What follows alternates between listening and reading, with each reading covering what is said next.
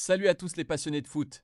Avant d'attaquer le gros du sujet, je tenais à m'excuser sincèrement pour mon absence de ces derniers temps.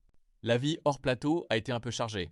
Mais je suis ravi de vous retrouver aujourd'hui, et pour marquer le coup, on ne revient pas avec une simple vidéo. Aujourd'hui, on récapitule tout le mercato estival entièrement reconstruit en briques Lego. Attachez vos ceintures, c'est parti. On commence fort en Ligue 1 avec l'OL qui frappe un gros coup. Loïs Openda fait son grand retour en France. En difficulté du côté de la Juventus, l'attaquant belge arrive à Lyon sous forme de prêt payant, un renfort de poids pour l'attaque lyonnaise. Du mouvement aussi sur le Rocher, Monaco s'offre Matisse Ablin en provenance de Nantes pour 25 millions d'euros. La visite médicale est validée, contrat de 4 ans à la Clef. Outre-Manche, c'est la fin d'une ère.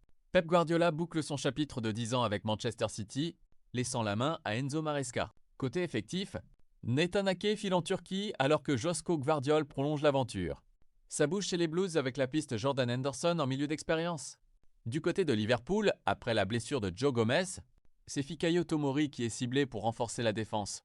Enfin, l'ancien gunner Tomiyasu s'entraîne du côté de Crystal Palace pour valider son retour en Premier League. En Espagne, le Barça s'active, prolongation pour Hansi Flick jusqu'en 2028. Départ de Lewandowski et offensive sur la jeune pépite Eli Junior Kroupi.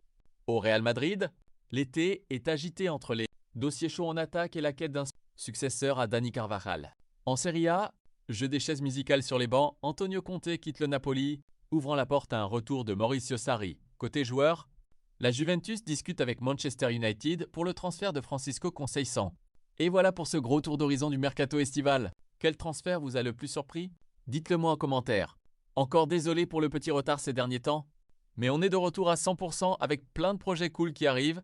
Si le format Lego vous a plu, n'oubliez pas de lâcher un gros pouce bleu, de vous abonner et d'activer la cloche. A très vite pour la suite.